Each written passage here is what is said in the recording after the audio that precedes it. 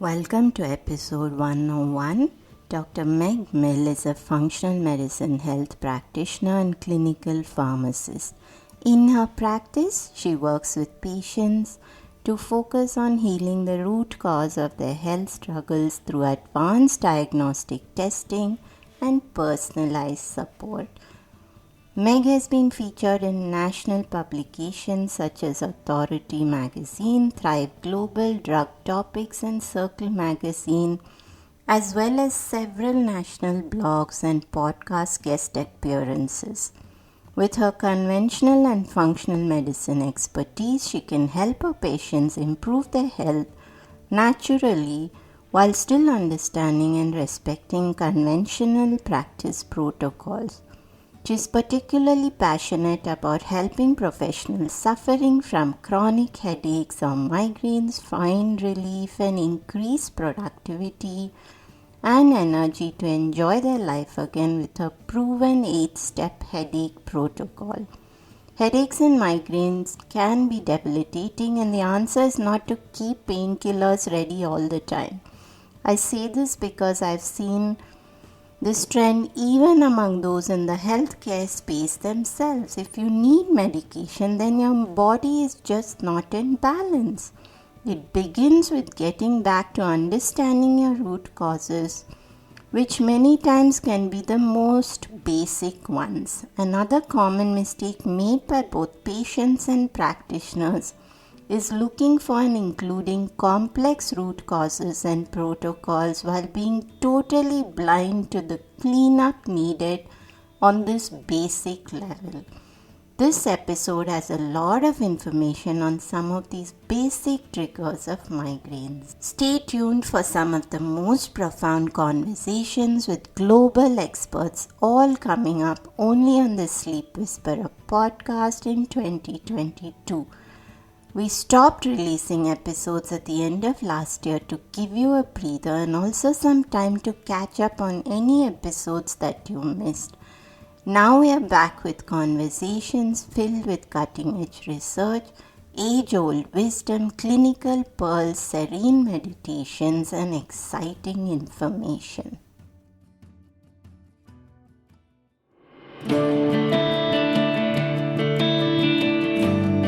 Hey everyone, I'm Deepa, a light functional medicine practitioner, author and yogini, and you're listening to the Sleep Whisperer podcast, the only sleep podcast with conversations and meditations. I'm on a mission to share profoundly insightful sleep conversations with global visionaries that merge together functional medicine and ancient wisdom.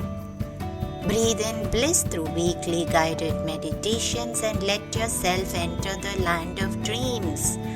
Together, let's unravel the pieces, get to the roots, and understand the right tools to transform your sleep completely. Through this podcast, I want you to dream the best version of yourself. It's time to regain hope and begin your sleep journey.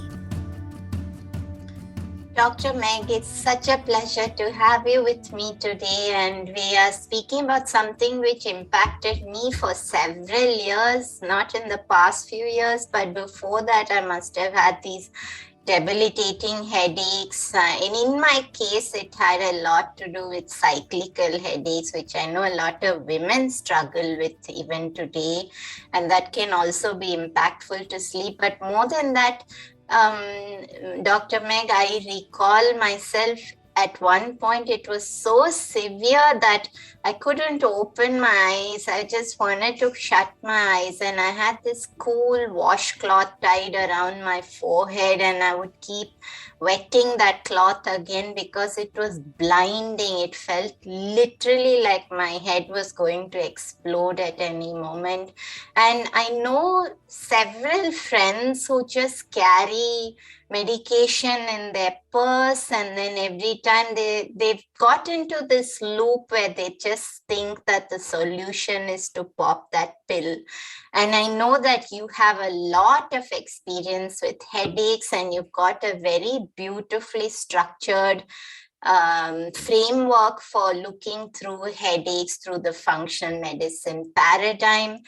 But of course, why headaches? Why that area of focus? Because that's an unusual area, and I know it's much needed, but actually you were the first person that I saw who was so specialized in this area. So what brought you personally into this space?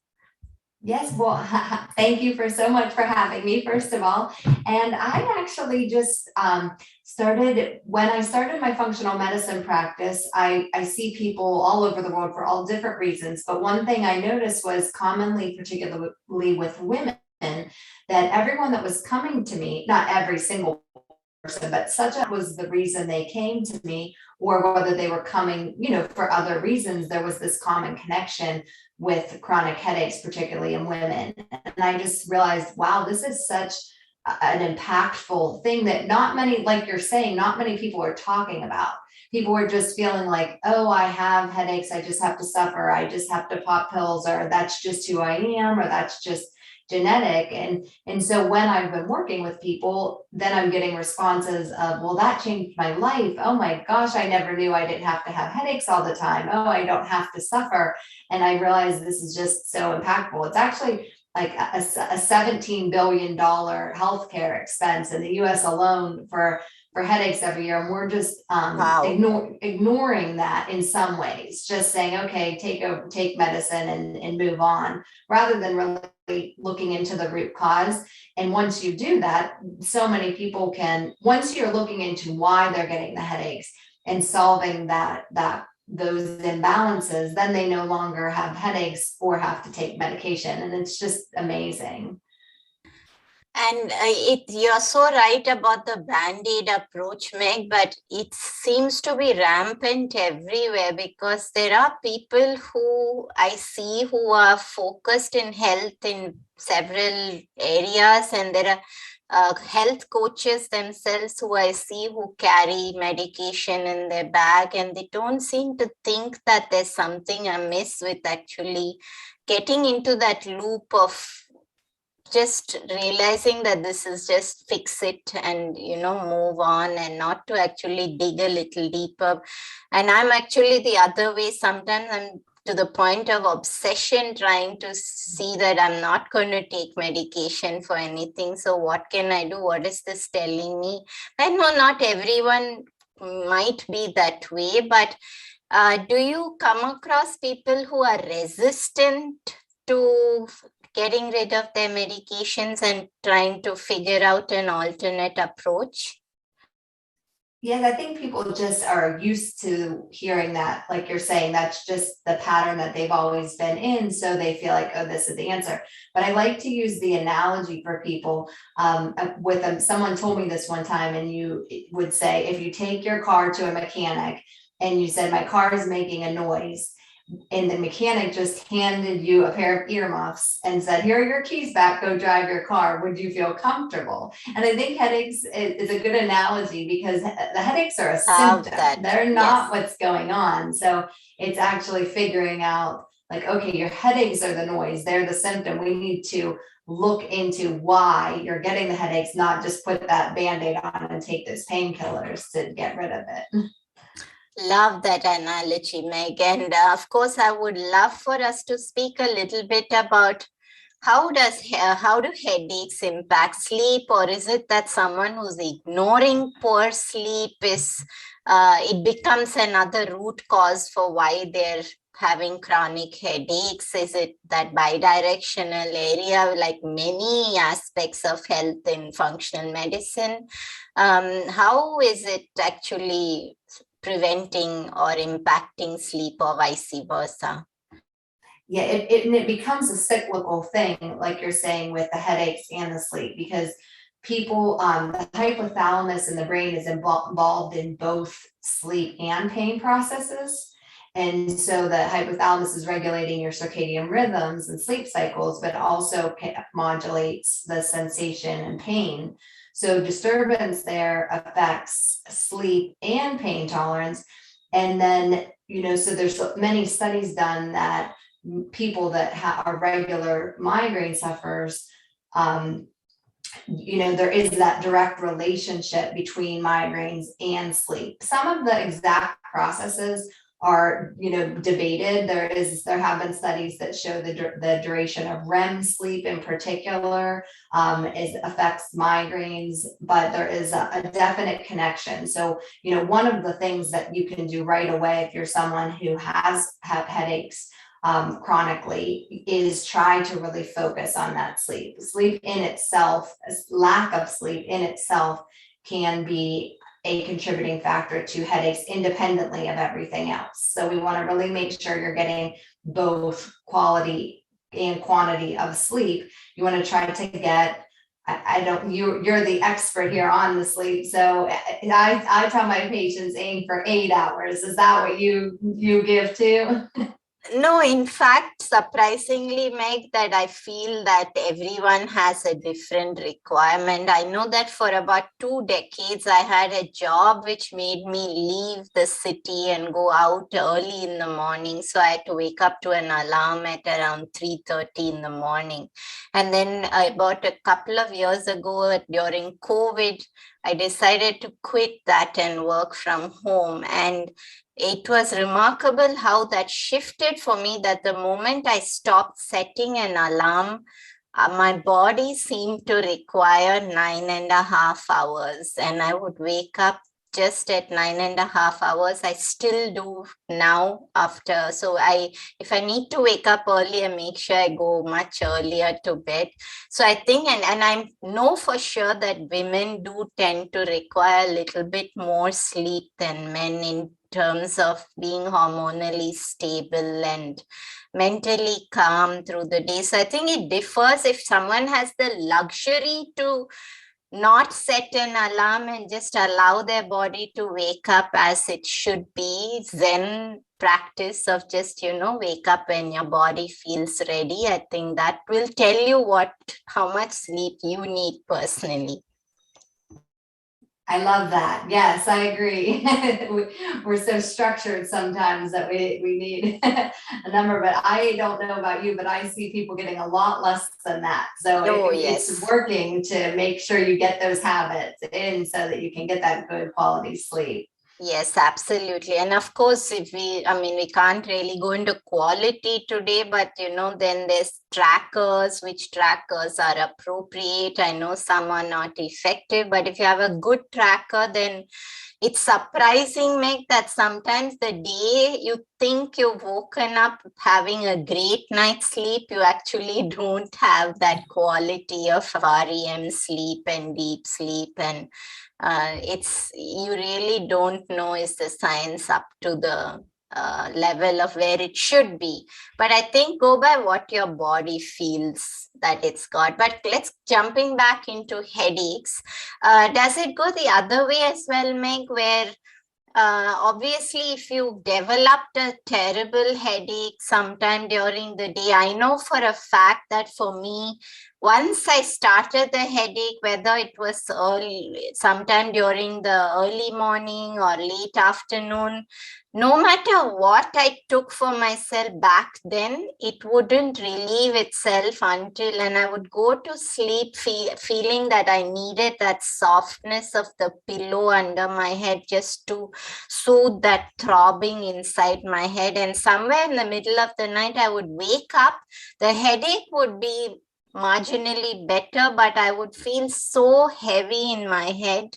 So you did speak about how good sleep is required to prevent headaches and help you with recovery. But do you also feel that the headache can prevent quality sleep once you've developed it already? And what do people do in that situation? Absolutely. Yes. When you're in pain in general, that's going to be something that makes it harder to sleep. So, once you're in the pain cycle, like you're saying that you already have that pain doing things to alleviate the pain, even putting a cool washcloth on your head, making sure that your room is cool, dark, and quiet is good. I know, with migraines, even having that dark really dark room, getting the light out, and which we have at night. But sometimes even, with the way the world is now with electronics, there can be lights shining, from if you have a TV in your room or from your phone or from all different things where you kind of have little lights shining around the room. So if you can really get that room dark, you get it cool, get some soothing relief, some even putting some peppermint essential oils sometimes, or different essential oils that can just help for calm, like peppermint and lavender can be calming together, to really get that soothing down, so that you can get sleep while you have the headache. I love it. And I think you're so right about the light, because at one point, my husband used to think that I was being the diva because I would complain about this little pinprick of light in the switchboard. And truly, I think some of us are a lot more sensitive to light than others. And this has so much behind it. And I don't want to get into that today, but I would like to, of course, get into the root causes of why people have headaches, because this is an area which is not random and just one occasion. If someone is struggling with headaches and they're going through them in a particular rhythm, I mean, it's coming back every so often for them. And is there a pattern to how that appears? Is it cyclical for women? Are there other? I mean, truly, Meg, I think I'm clueless about headaches. So I'd love to know about just breaking down all those root causes first. Yeah, that's great. So we talked about sleep, and just making sure you're getting that good sleep. Another thing that you can do is make sure you're staying hydrated, because dehydration can actually be something that can trigger your headaches too. So a simple rule you can try to do is drink half your body weight in water daily. And it's better to actually sip your water throughout the day rather than chugging it at meals.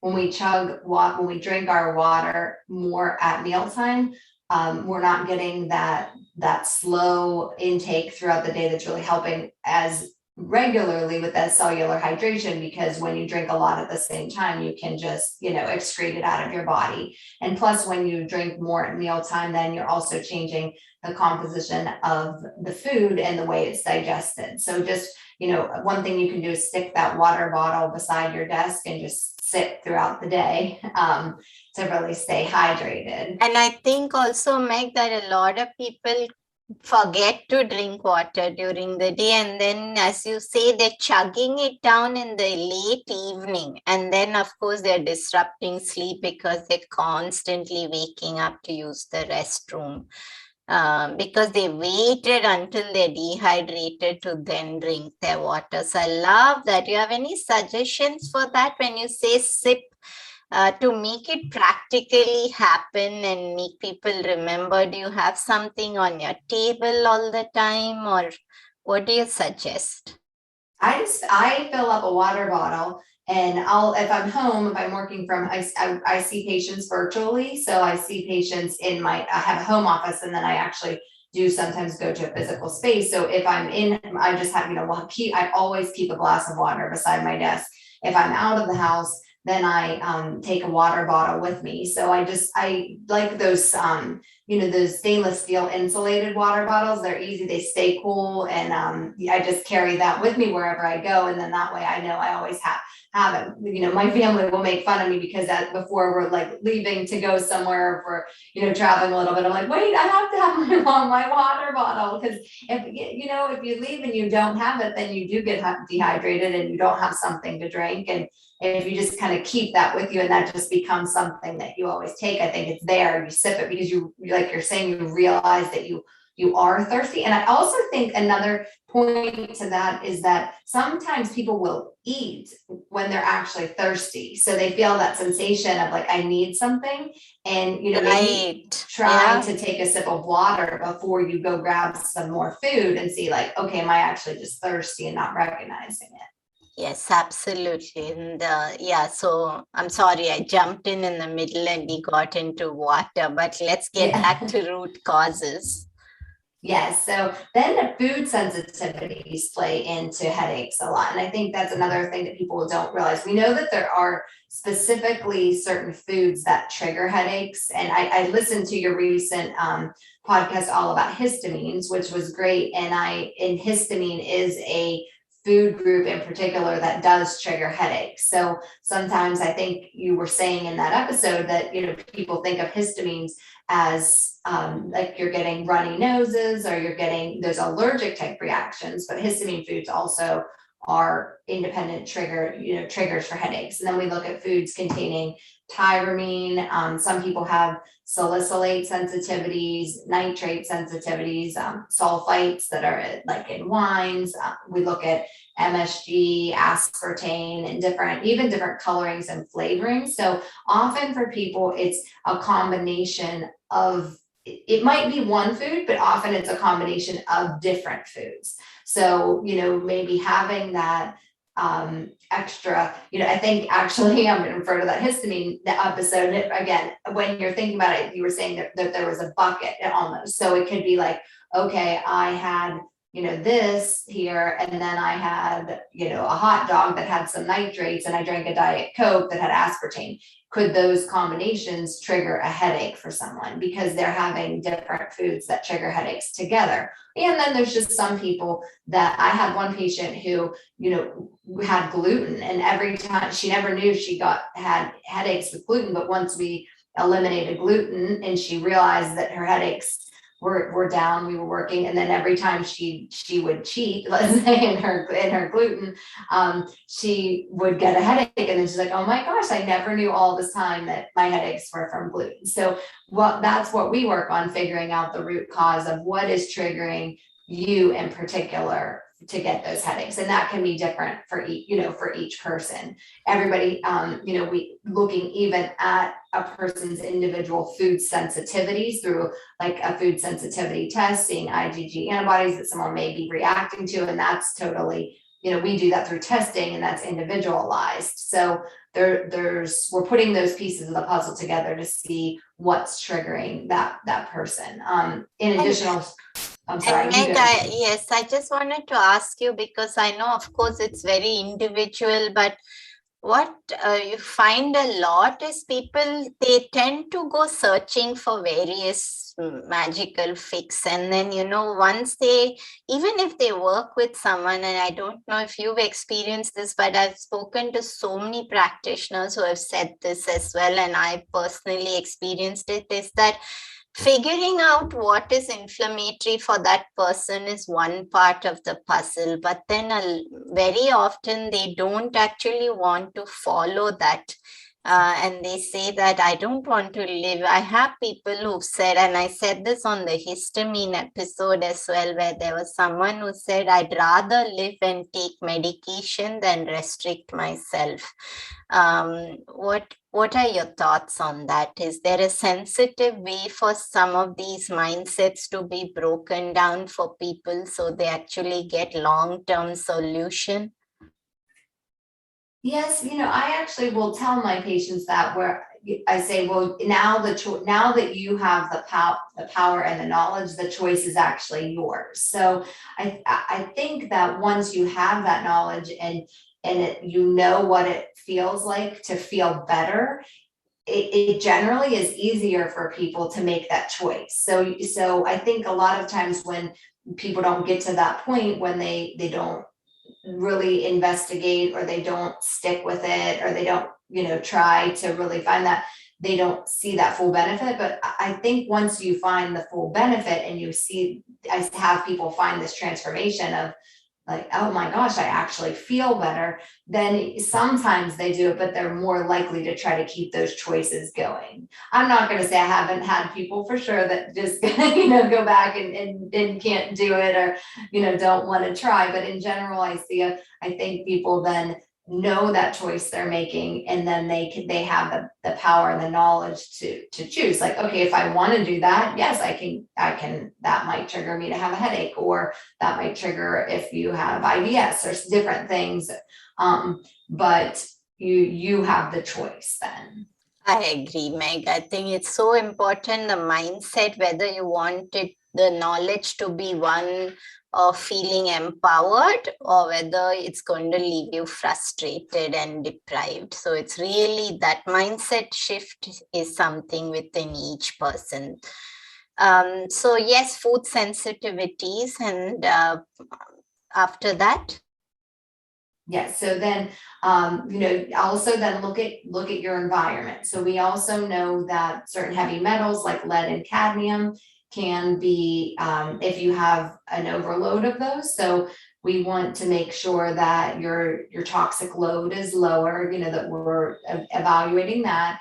And you also, in addition to your toxic load, you want to look at environmental triggers. So, one thing there is that link with congestion and having allergies and chronic congestion with headaches too. So one thing I like to suggest is to put an air filter in your room. Once I think a lot of people think, oh, I have a filter maybe on my furnace, or I already have that, something like that. But when you actually get that, if you put an air filter in your bedroom and you actually see what's in that filter when you clean it, it's surprising how much dust and everything is in that. Right. So since we spend so much time sleeping, and that's when our body's rejuvenating itself, and we need, even if you can just get it in your bedroom, I think that's like an ideal thing to do. So I try to suggest that.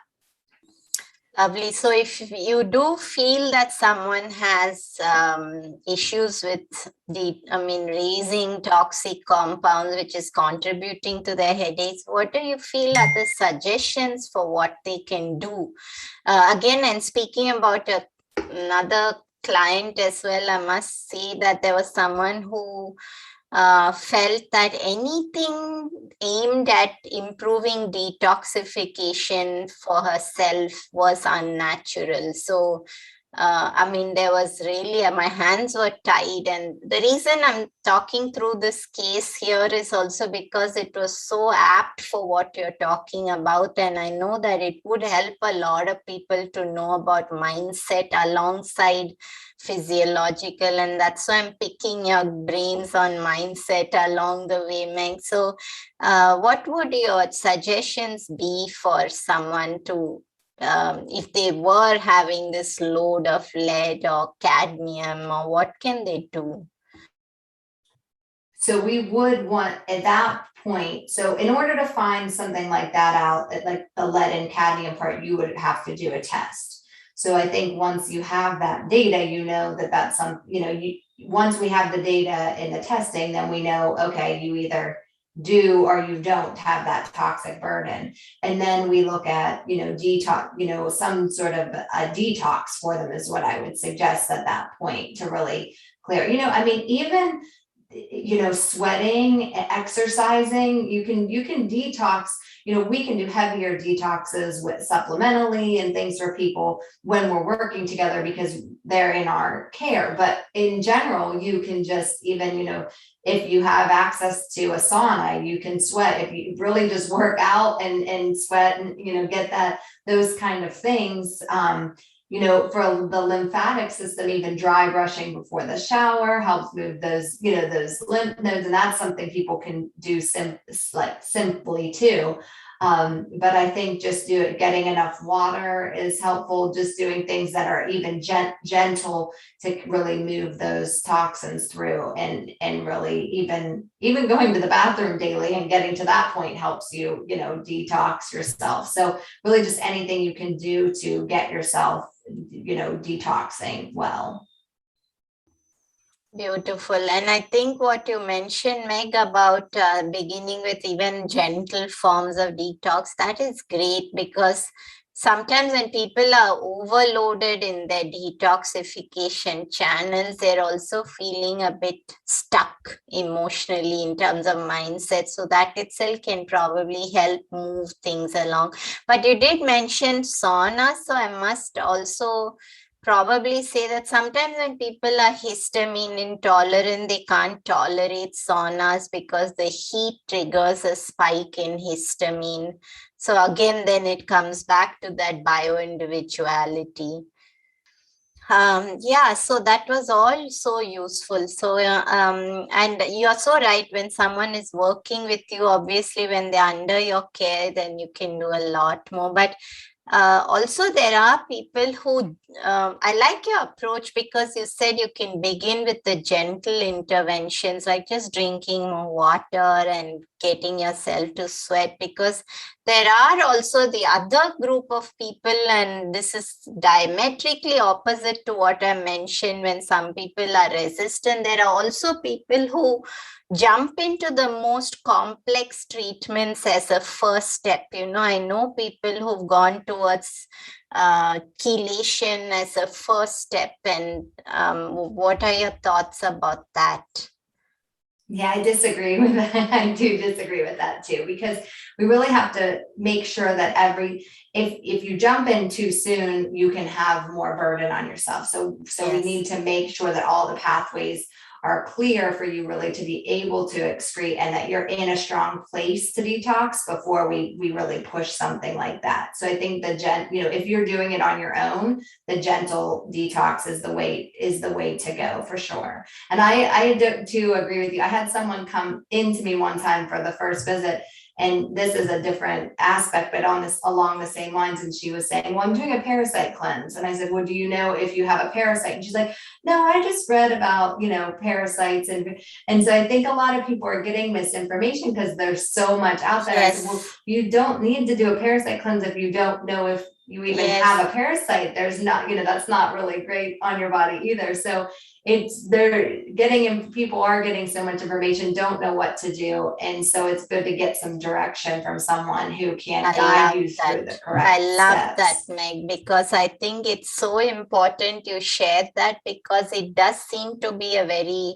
tricky trend out there nowadays. Because we have so much access to information, it becomes a double-edged sword, where sometimes people are just trying to piece together bits of protocols from various places and then apply it. And some of these protocols have challenges themselves. For example, I know someone who's put themselves on a therapeutic diet, like a low FODMAP, for the last 2 years.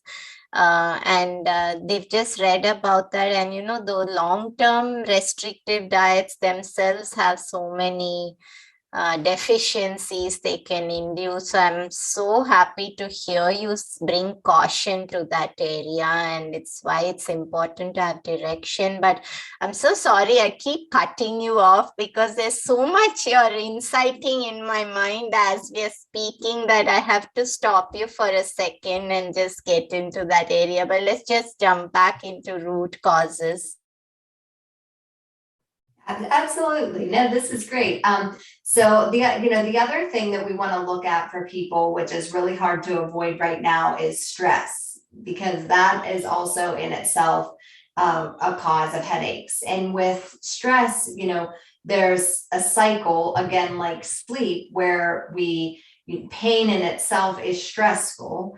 And so, then once you're in pain, you have more stress on your body, and you can get higher levels of cortisol, which can release prolactin, which increases pain sensitivity. So people can get in this stress pain cycle and have high, where their cortisol is high. So we really want to do things that can decrease stress and decrease their cortisol levels and bring them really back into that parasympathetic nervous system. And that's, different for everyone. I really like meditation. I'm a big fan, but anything that really, can bring your body into that calming, deep breathing, yoga, journaling, walking in nature, a calming nighttime routine is another good one to really get yourself in that calm place before bed. But we do need to work on, stress really is another independent factor that can trigger headaches for people.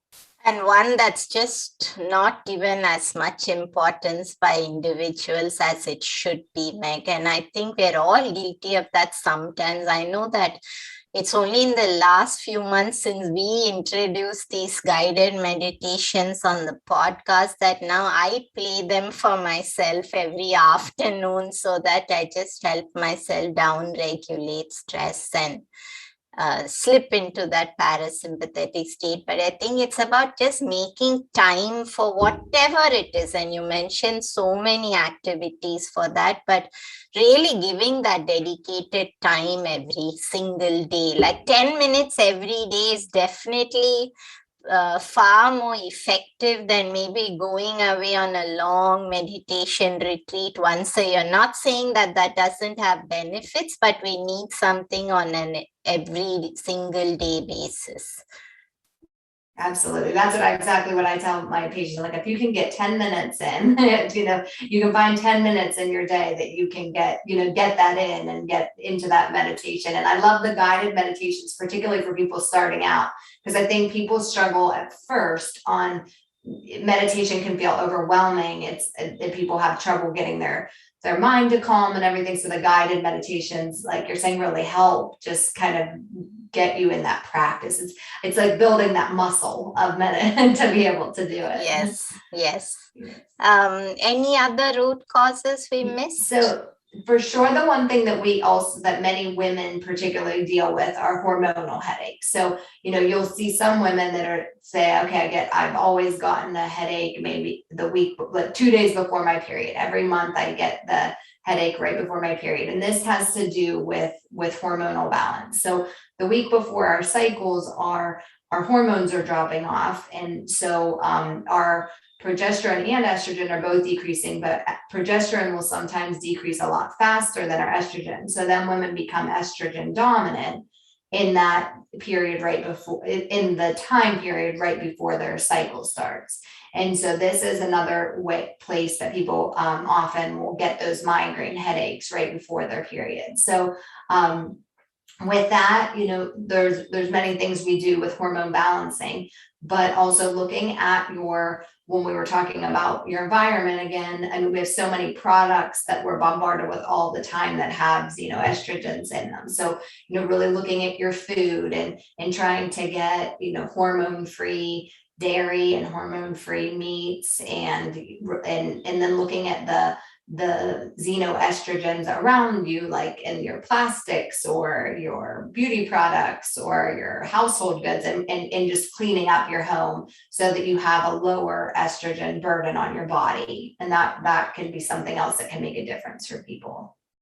I think so many women are struggling with estrogen dominance. And also when you mentioned how the hormones are dropping, progesterone's dropping faster at the premenstrual phase, I was also going to ask you, does the same thing happen in perimenopause, where the hormone shifts again? Because a lot of women at that perimenopausal years, then they struggle with migraines. Yes. So progesterone drops 5 to 10 years before estrogen. So in perimenopause, there are many women who may not even have let's say an overload of estrogen, but are estrogen dominant just because the progesterone is lower than the estrogen. So we want to work to balance those out and really get a better balance for them, so they're not more prone to headaches and the other symptoms of estrogen dominance. I love it, Meg. You really have a very deep, sensitive approach, and I've loved all that you've spoken about, but I know that we're running out of time. So maybe if we could move on to actually what can people start to do? And of course, you mentioned so many root causes. Obviously, for some of that, they would need to work with a qualified practitioner. But where can they actually begin if they're having frequent headaches and struggling with pain? Sure. Yeah. So I think really the free and easy things you can do right now are, like we said, start drinking water.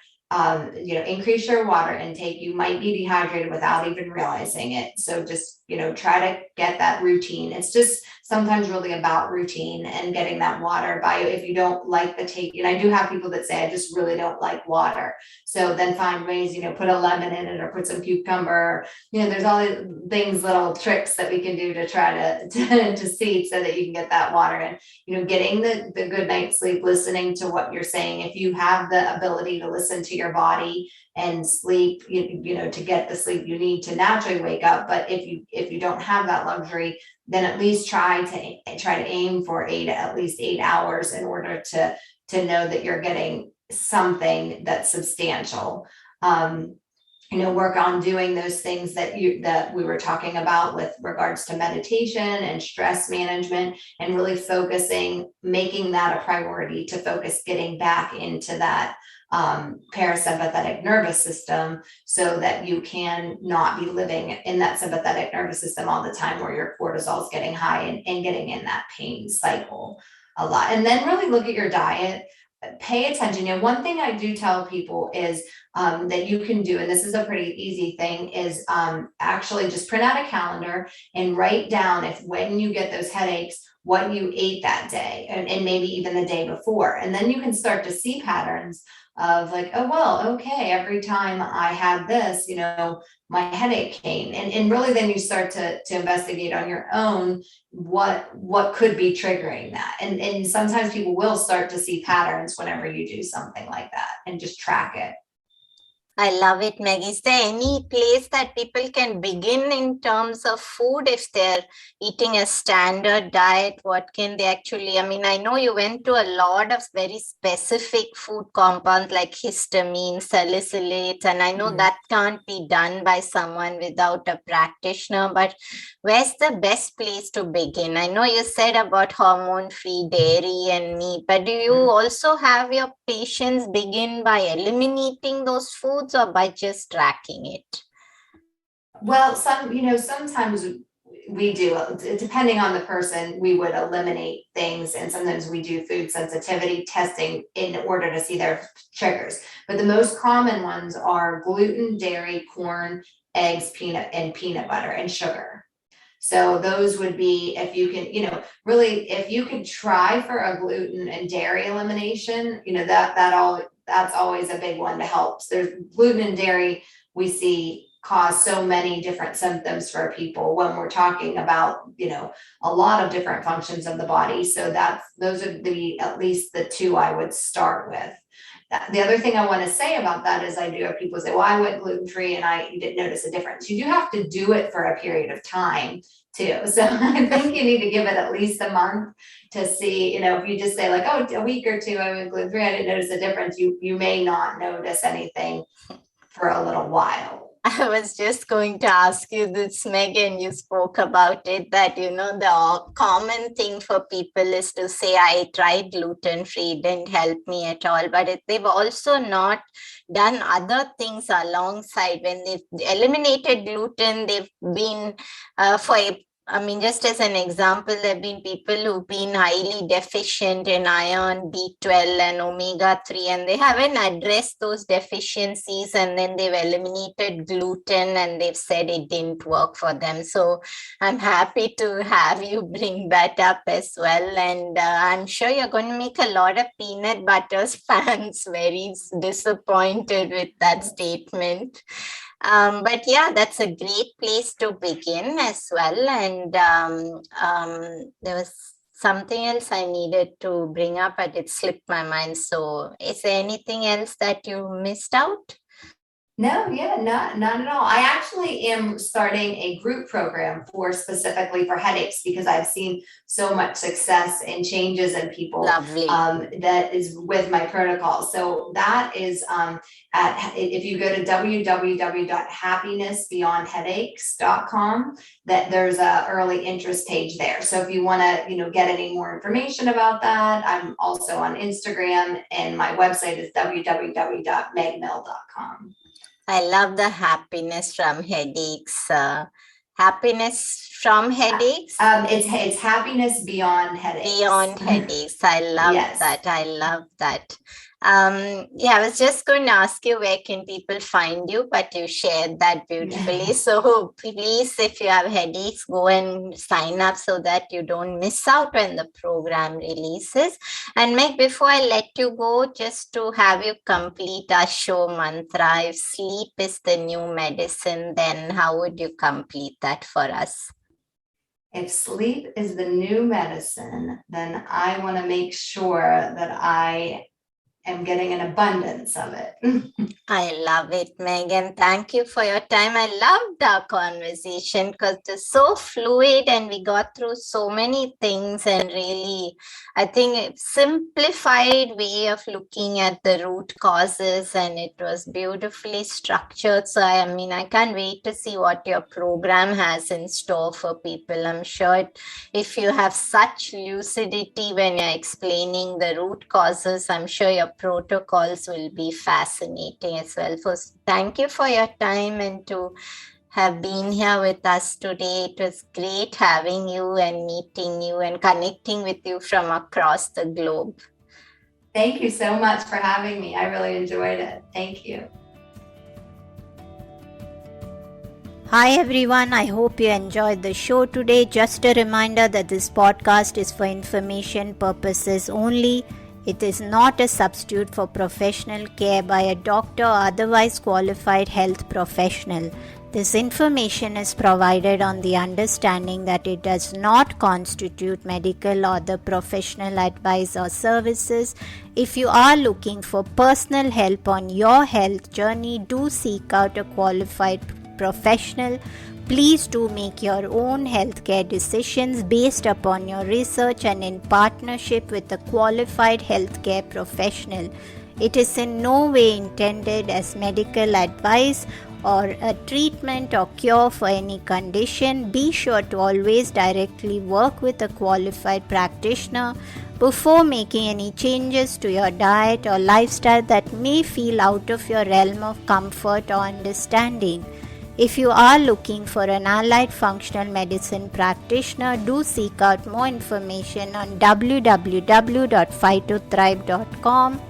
It is important that you have someone who is qualified and understands your health personally in order to provide adequate care, especially when it comes to chronic health conditions. Be sure to subscribe to the Sleep Whisperer podcast on your favorite podcast app to get each episode as soon as it launches.